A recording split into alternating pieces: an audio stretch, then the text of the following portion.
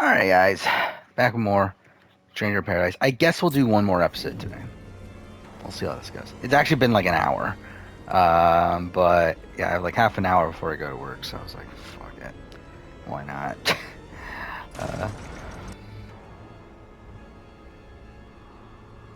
But yeah, so we're doing this. I like still don't know how I feel about finishing this. There's no one here. Did The BK lie game's to still not us? really clicking with me, but I don't know.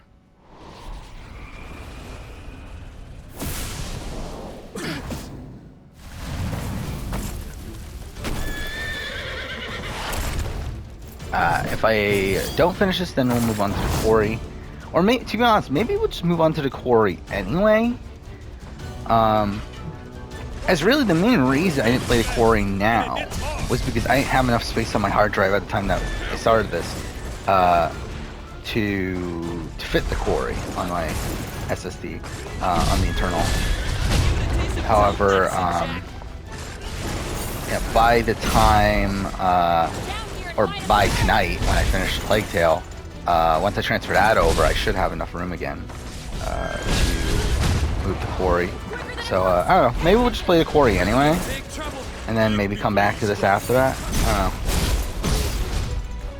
Well, yeah, I'm really not really feeling this game.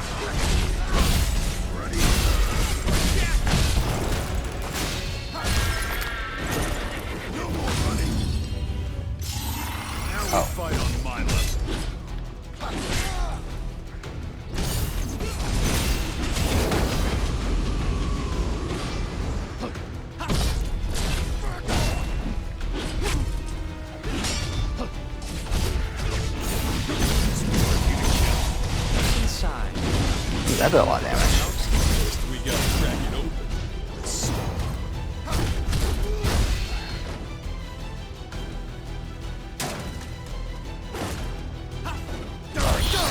Super long animation.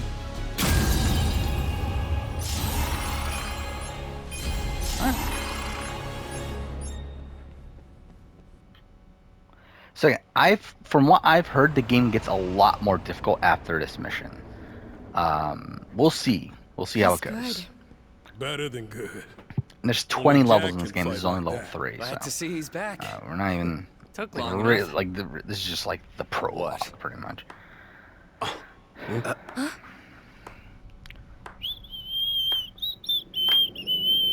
Who is it? I don't know Bravo, these guys. Jack. And a round of applause for Jed Ash.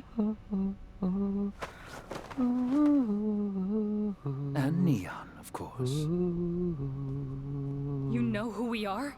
I'm a dark elf, you see. And we dark elves... Just tell us about the crystals. That's all I want to know. Good, good. Those who are to forge the future mustn't be concerned with trivialities. Then cut to the chase.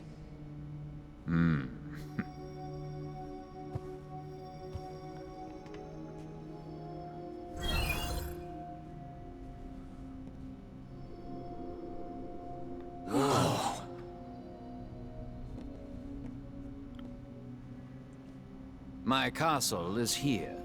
Make your way through this forest until you reach a tower. At its zenith, you will find the Wind Crystal. The journey will be perilous, but I suspect that doesn't come as a surprise.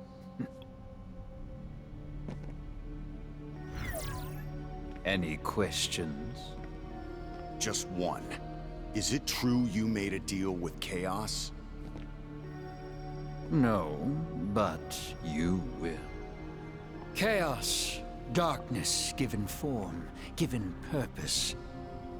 By its hand were the crystals extinguished, and only by its hand can they be restored.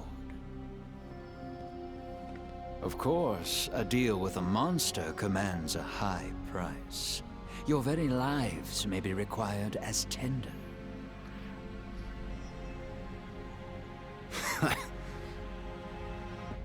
Is that funny? I just forgot what it's like to hear some good news for once.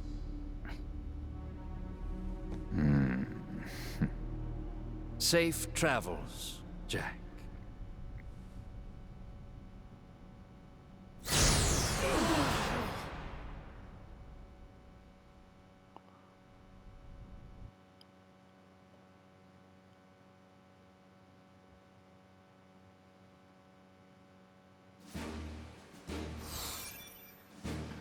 Okay.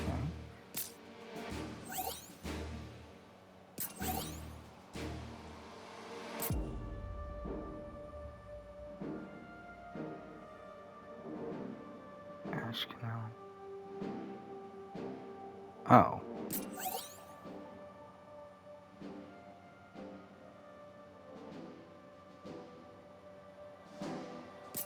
Okay.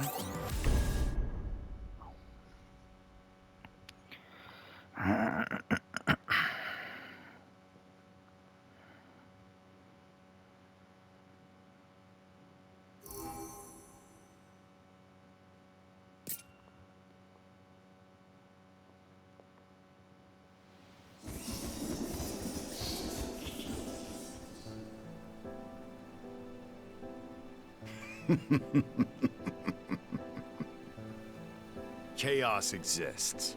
I knew it. I told you.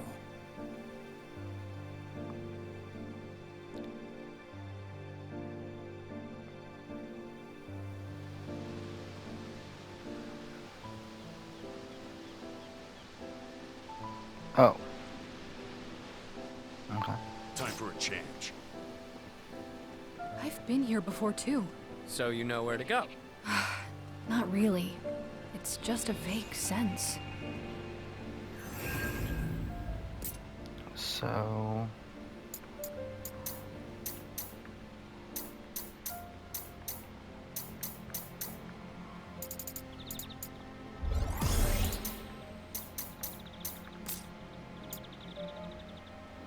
Do we need to switch?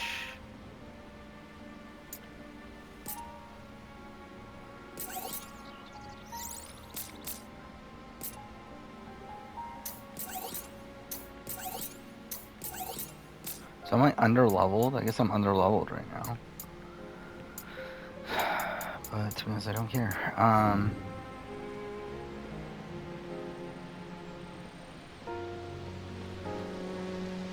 Looks very vibrant.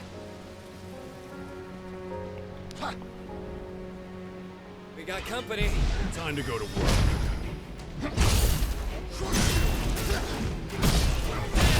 Hit him hard.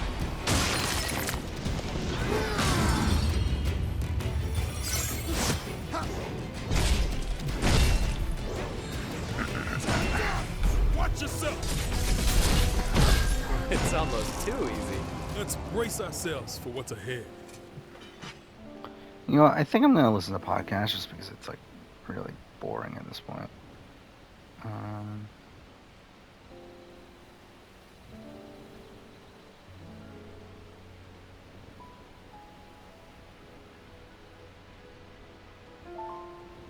If I could find a podcast. More about like the responses to the overeating and less so about the actual overeating. Like you could replace the tacos with any veritable food. And even though again like taco overload, actually maybe does taco overload bring it up a skosh? I don't know if I'd bring it up out of a no Hershey bar, but that may need to be in consideration when we're sorting within the tier proper. I could see it on the back of my life is fine, but I think it's fine there right now. Whoa, that thing changes the weather. Okay? Yeah. Don't overdo it. The forest is different. Let's go to our third food moment. Michael, what do you have? Alright, so we talked about 16 or 60 tacos, and that comes with a buttload of rice. You know where they didn't have a buttload of rice? Where? Survivor Damien versus Goliath. And so Actually, you know something I should do? individual.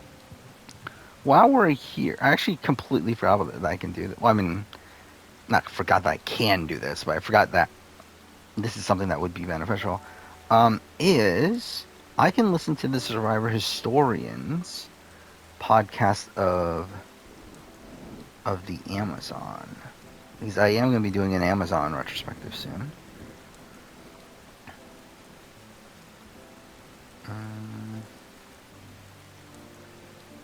So I think it's... Wow, these podcasts are that old now? Holy shit. It's so weird looking at, like, how old the Survivor Historians podcast is. Okay, I guess they have to download, obviously. And really, I would like to listen, like, from the beginning again. That would be interesting. Like, it's funny because, like, Survivor Historians started when I first got into Survivor.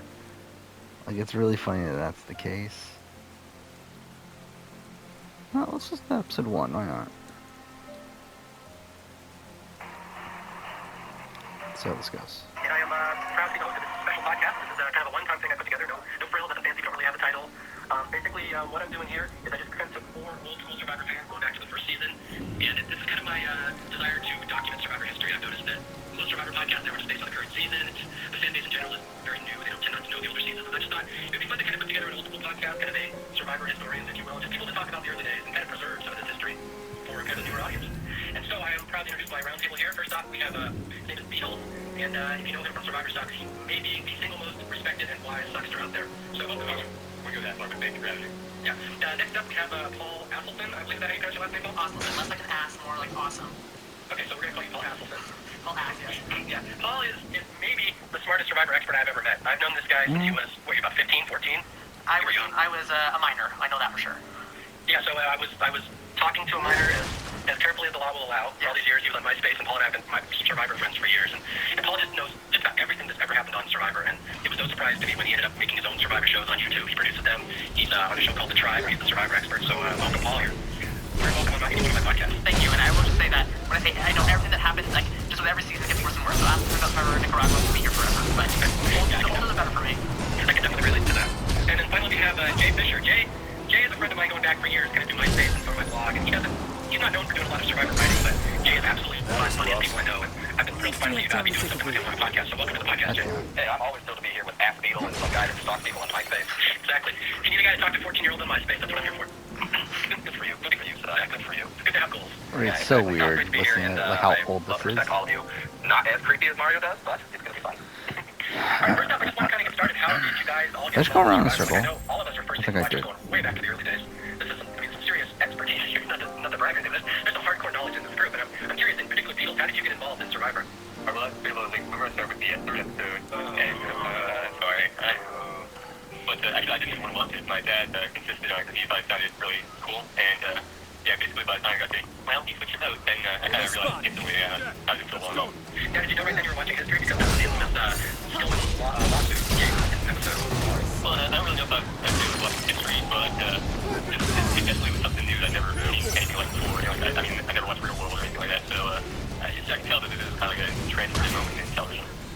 How about you, Paul? How did you get involved? Well, actually, it's a similar story to Beatles here. I was 10 at the time. I just got into the 4th grade, or was about to go to the 4th grade, and my mom had actually videotaped it. Why my mom videotaped the show? I mean, it was just so out of character for her. She could barely keep up with the show now, what was going on. But she told me about this thing. I thought it was really cool. I thought we could kill someone on TV, or kill 50 people on TV, and there'd only be one survivor. But I think she might have taped actually the first couple episodes, and I remember when Sonya got voted off, I was so mad, and I was like, that's just unfair having you vote off just because she's old, and I just was like really mad, and like, wasn't 100% sure if I was going to go to the second episode, but like Beetle said, I was hooked on episode 3. I distinctly remember after Stacey being voted off, going outside of my backyard, jumping on my trampoline, and like thinking, trying to name off, okay, who are the contestants, who do I think is going to go next, who do I think is going to win, so from then on, I've been hooked. Nothing like the rage of a 14-year-old. It's a life-changing decision. Right, I was eating an ice cream sandwich at the time, I can remember it vividly. How about you, Jay? Well, as Paul shows his very young age with that story, I'm going to show his slightly older age. It was my first year in college, actually, and it was one of those things where when you get into college, you meet everybody, and I lived on an honors floor with all of my fellow nerds there, and, you know, we were nerds, we were in college, we were away from our parents, we had a T1 line, life was good back then, and someone just walked around and said, hey, check this out, there's some show where they're going to kill some people on an island, and we were like, what? What are you kidding me? That's stupid, this is going to be dumb, no, it's going to be cool, no, dumb, no, dude, and then probably we argued about religion or something, I don't know, but, you know, it was one of those things where it just became kind of this center of fascination around the dorm room, that there was this show called Survivor, and there was going to be people going out on some sort of island, and you know, it was all real nebulous, and we started to do a little bit more research into it, and then we figured out what the premiere day was, so I actually saw the first episode in a friend's dorm room, and there was, you know, 6 or 7 of us sitting around the TV. I assume that has to do with this, right? Because nobody died and no one came close, but it was one of those things where, you know, we watched the first episode, and then you watched it, you know, and then I just said, well, I'll just stick around because someone eventually dies, there were some old people there, and stuff like that, and, you know, the legend of T.V. Anderson was born. I have to say, I've actually written about how I got involved in Survivor before, and for me, it all happened through Howard Stern. I was a big Howard Stern fan. I listened to his radio show every morning. It allowed me to work out the rage that I had inside me. So and he would talk about the show. He's like, yeah, they're gonna put these 16 people on an island, and just the one left standing at the end is gonna win. He goes, it's the most amazing thing I've ever heard. I can't believe someone's gonna do this. And I'm like, people are gonna die on a show. Are you kidding me? And that was kind of how the first season was built. This is what I don't think a lot of new school fans will kind of know. That it was really built as Survivor of the Fittest. That and you have people out there like the one most fit to survive is gonna make it. It was just fascinating that someone was gonna do that. So I remember watching that first episode, thinking this is the craziest thing I've ever heard of, and I watched it. And it wasn't What am I until doing? the episode or whatever that they said, oh yeah, someone's gonna get voted off. And I'm like, what? Voted off? That's not survival. What the fuck is this? And so I remember being pissed at the first episode because it wasn't anything like what they billed it as. And that was kind of my introduction to Survivor. I was like, well, all right, they really watered it down. It's really not. It's just like the real world where they vote each other out. That's kind of how I approached it for the first couple episodes. It's an interesting thing that you say that because, if you look at that first season, the first episode, Sonya was the one to go home. And then when you watch the next episode, Bibi was the one to go home. And, when you looked at that and you were thinking Survival of the Fittest, even though they said someone was getting voted out, you really did think of it in those terms. It wasn't so much you thought of it as that social game where, you form bonds and you form alliances. I mean, you literally thought there and you kind of thought like Pagong did in a way. They were sort of like a proxy for America. Sonya went, Bibi went, and I was like, all right, well, Rudy's got to go at some point. And then go down to the 40-year-olds. And then, these, 30 or 20-year-olds are going to take their game over and one of them's going to win some endurance, awesome, military thing at the end. You didn't know. Yeah, absolutely. I was big on internet message boards even back then. This was all text-based. This was back when Paul was like 9 years old. But yeah, so I remember going to the television forums. A lot of people were talking about Survivor. And I remember something I wrote back then. I'm like, well, the show's not going to get interesting until the 4th episode because the old people will go bam, bam, bam. And then, okay, then it'll be interesting to see what happens. So I had no hope that would really anything interesting come out of those first couple episodes until the old people were gone. Yeah, and I would recommend anyone who has a Survivor All-Stars DVD to go to the special edition DVD. They have a whole DVD with extras, and actually have some of the original ads they ran, like right before Survivor, the first season aired, and stuff like that. It's really interesting how they built the show. My favorite commercial is it says something like, "These Americans will be stranded." It's like, no food, no shelter. Then you're waiting for it comes up. No electricity. It's hard. I encourage everyone to take a look at those. And then Beatles joined us by the 3rd episode. Spoiler. Yeah, by the 3rd episode, it's the one really where Survivor history it kind of changes the course of the show because you don't lose the old guy. I know, I've heard rumors over the years that was somewhat fishy. Anybody heard any rumors about that? No. What? What? Anybody care to? I know there's many people that are just kind of recent transplants to Survivor that don't know this history. Beatles, would you care to give them a little backstory on these Stacey still in lawsuit? Stacey decided that her mood out wasn't really on the level, and started kind of after and said that the producers got Garrison and Sean about the possibility of getting rid of Stacey over Rudy, and Sean kind of denied it, but Jeremy actually did his testimony, and it's never really been resolved. I think in the community, there's probably been settlement, but we really don't know what the full story is. I was just actually reading through the deposition thing. This was a big deal. I mean, this is people that kind of are just watching Survivor recently won't understand. This was franchise-altering problem. Like this could have ended Survivor. This could have ended reality TV. This was such a big story at the time that basically the producers came and I have no clue do it. Stacey went out in the end of the 3rd episode that it was supposed to be Rudy, and apparently Mark Burnett had come up to a couple people, namely Sean and Dirk, and said, hey, you're going to need Rudy down the road. There's challenges that are more suited towards his strength, so it's probably in your best interest to keep Rudy around, which is just unheard of by game show rules. You're really not allowed to do that, but Survivor's always kind of been in a weird gray area where it's right in the middle between unscripted reality and game show, and this was a big deal, and then Rudy ended up getting saved, Stacey ended up going home. The rumor is that Mark Burnett just wanted to save the old people because he wanted to keep the older demographic watching the show, which is probably a wise move in the long run, but yeah, so the rumors also saved Rudy. Isn't there like a rumor or something like Burnett actually Rudy beforehand too? Absolutely, yeah, Burnett knew Rudy, and Rudy admitted to this, that they were friends from Eco Challenge. In fact, a lot of people have said Rudy was the first actor, which people don't know, model/actor, but Rudy was cast specifically because he'd been on another show and because he was friends with the producers, which I know that a lot of the Borneo cast was upset with when they found that out because you weren't supposed to be on the show if you were friends with anybody from CBS. It does seem that way, when you see that first episode when Taki goes to tribal council, Rudy does get voted. Yeah, so it is it all kind of mysteriously interacting goes with away the thing. in the Stacey booth. It's one of those things where I can understand in the matter of 6 days that the game can change, but it did seem, Yeah, it's interacting with this and then supposedly a path opens up. Stacey's situation where I've heard stories that Rudy didn't want to be in the alliance altogether. He said, no, that's not fair. I don't want to be in the alliance. It's stupid. And Burnett basically pulled him aside and said, look, you need Oh, to be here. I'm fucking it. It's right in front of me. Stacey had an all-women's alliance going along, and she was going to run the game, and she scared Richard, so that's the only reason kind of Stacey became the target because she was such an amazing player and had such good ties to everybody. So there's a lot more to that story that never really come out in Survivor history. Well, remember, Richard Hass's first vote was for Stacey in the very first episode. That's right. You know why he voted for her? What is it? Yeah, he's got it. That was quick. Keep it up, everyone. Wants to know about Survivor history called The Stingray. It was written by a guy named Peter Lance.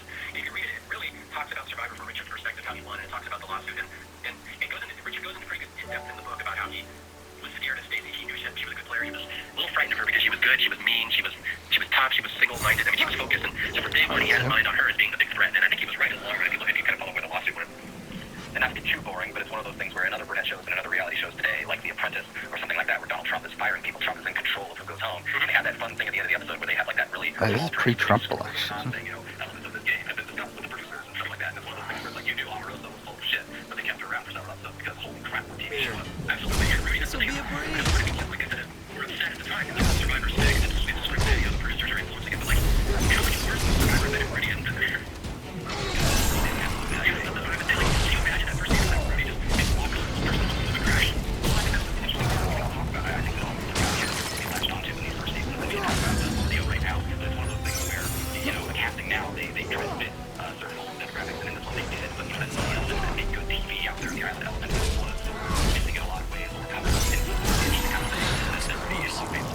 Focus on how we can do better next. I wish I could like pinpoint exactly how I felt at the time. I remember going into the finale. I didn't like Sue. Didn't really like Can't Richard. get through this. Nothing I like Kelly. I remember rooting for Rudy, but it's just like I wish I could really pinpoint how my 10-year-old self felt about Rudy. I have to go beyond that for a lot on my TV. He didn't tell me he was there. Love King Kel watching it. Yeah, you're right. So, do you have any other memories of the first couple episodes? I'm curious. Anything that just kind of jumps out at you guys? Which episode?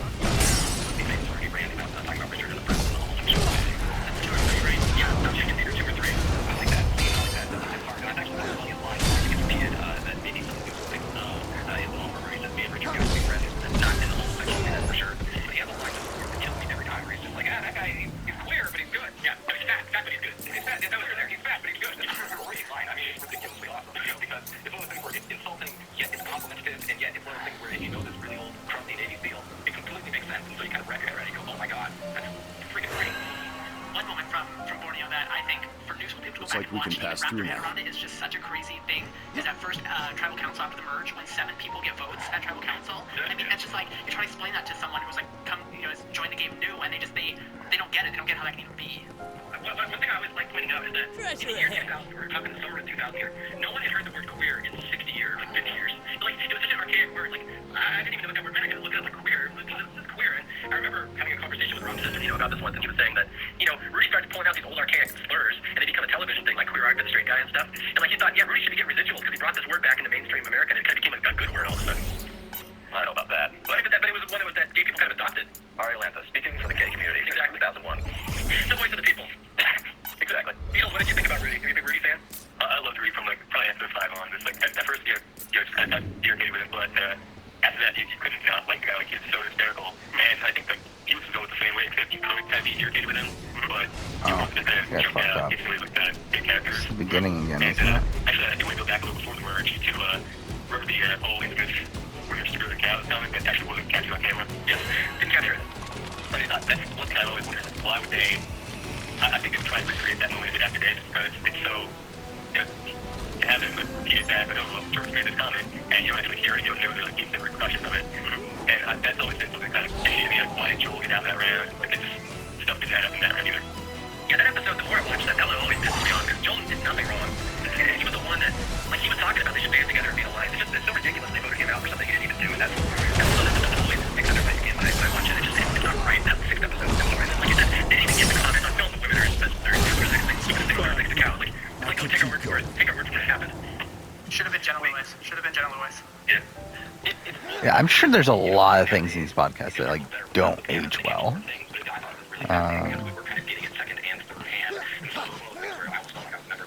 I can't ever tell enough how much I think the Gong was such an awful try. Not as far as gameplay or anything like that, but they were kind of a proxy that season. They didn't, that movie they were figuring things out. They didn't just the fact that people got mad and people got mad. Yeah, that's the end of something else that I bring up. This is really hard for people to wrap their minds around that. The Gong were the fan favorites. Everyone loved them. Not everybody, but they were the ones that most people loved. Is there anybody here who disagrees with that? No. I couldn't name one person who wanted to talk about it at the time. They were evil, they were mean, they were being manipulative, they were horrible people. And they were cheating. They're cheating. We need to patch ourselves up. You have alliances, which is so commonplace now in almost just the basis of the game. I think it's such an evil that first season. Yeah, so like, that's the one thing there's one thing that I could get kind of people that don't know who your Survivor history to understand about the first season is that the Pagans were the good guys. Nobody wanted to talk to you. I mean, I was a Richard fan because I liked fun, but I was way a minority. So like, even I like to call Ethan Marie, like Richard, he's like a third character maybe. They also was your favorite. First season is really great. I think because I was getting to understand which kind of that looks from.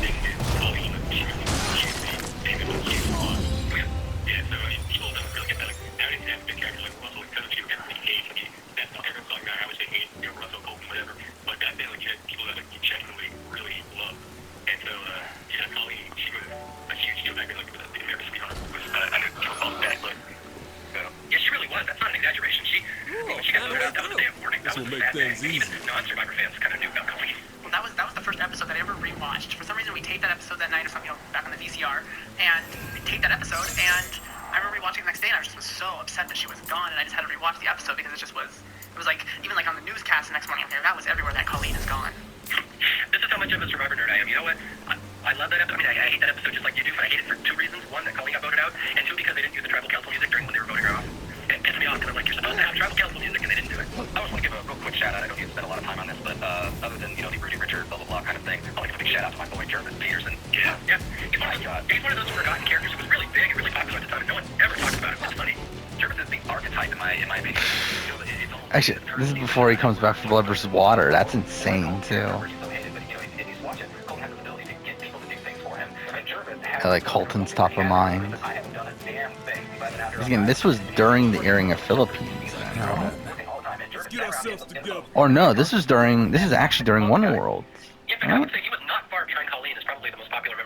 Yeah, wow, this is actually during One World. So that, actually, I forgot about this. This is before I got back in Survivor.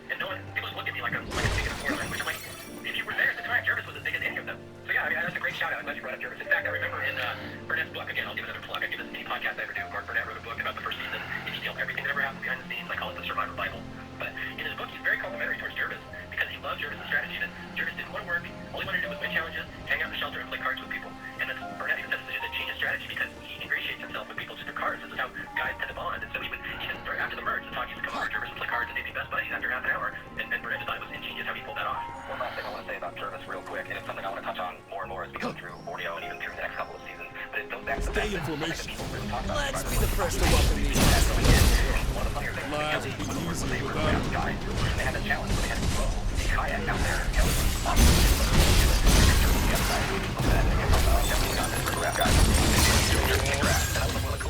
Better ways to go. Ways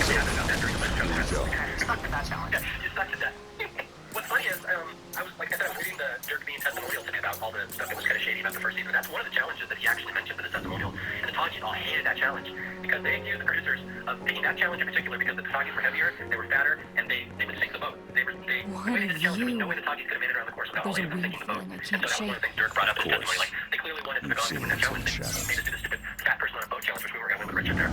Well, maybe they should have thought about not being so fat. Seriously. It was a long-term plan. The Takis really had no long-term planning. So does anybody have any favorite, lesser-known moments of the first season? They always kind of been stuck in your brain, and no one ever talks about it, but you always loved them. Beatles, you got anything? I don't think it's really too much new, but I love bringing flying fish together. It was so cool. I did that strategy behind it. I don't know. Cool flying fish, it's definitely one of them. Actually, they had one with Cat a few weeks ago, I think, too, something similar. But it's one of those boats where, you just kind of... Let's go. Let's knock him down. We'll be so relevant. Yes, this is definitely mid-One World. And quick!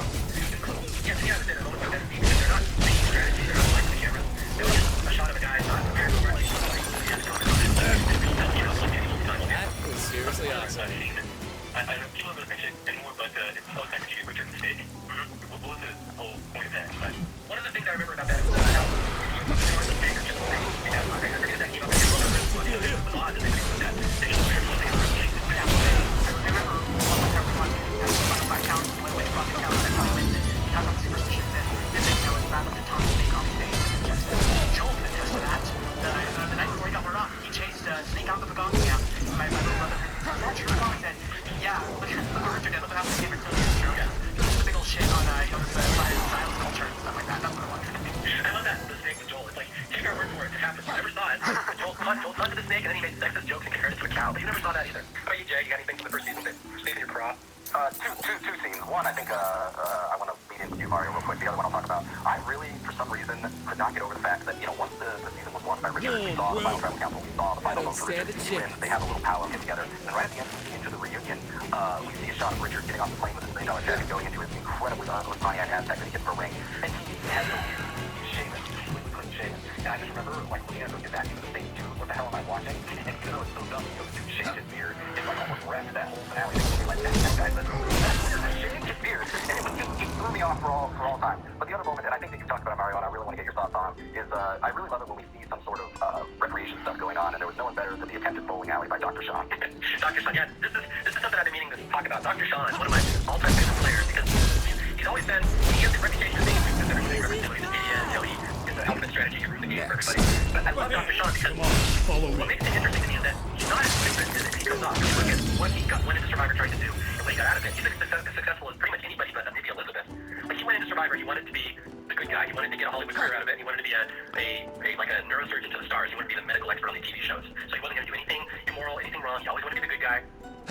alphabet strategy, which on paper it totally makes sense. All the Pagans were first, he makes no enemies. I mean, if you look at it from Sean's perspective, that is a brilliant strategy. And the thing with Sean is he's like one of these smart guys who doesn't realize that other people are smart too. Like, so he goes around bragging to everybody. But he does this great strategy, not realizing that he's probably figured out what he's doing. And so he's all thinking this is so right. Look how smart I am. He's one of those guys, there's more going on with him than other players. And then after the show, you know, he becomes a television personality and a doctor on TV. So he actually got exactly what he wanted out of the show. He had a pretty good career for himself, and he really is one of the first model/actors. He got exactly what he wanted out of Survivor, even though he has this horrible reputation. Yeah, Survivor China. I remember on an early show they did a segment on Courtney Yates, and this big outrage because she, looked anorexic, all these things, and so they go to our CBS Health head blah blah person, Sean, Dr. Sean from Survivor 1. What are your thoughts on this? So yeah, Sean was around. People don't remember that, but he was the first person really to make a media career out of being on Survivor, and I think he should get more respect for that. He's one of the guys who kind of beat the system. He made a career out of being a reality star. He really weren't supposed to be able to do that the way CBS set it up. In all fairness, I mean, he did try things. He tried to fish, but I mean, it was overfished. I mean, what can you do? I see some cubes over there. One's here. That's not. I really love that Sean. I think his strategy is really underrated. It's obviously not like in the last second, but if it's on paper, it's such a problem to brag about it. If he just kept it to voting or going for Pauline, that's actually too. And I think people kind of get behind it, maybe appreciate that a little sneakier. And if he wasn't so out in the open, I think people would have gotten behind it a little bit more. No, I don't think a lot of new school fans kind of realize this is one of the more underrated things about the first season. But do you guys remember why? Yeah, one's here. Kind of be an honorary part of the Next episode, continue on, bro. Thank you for watching.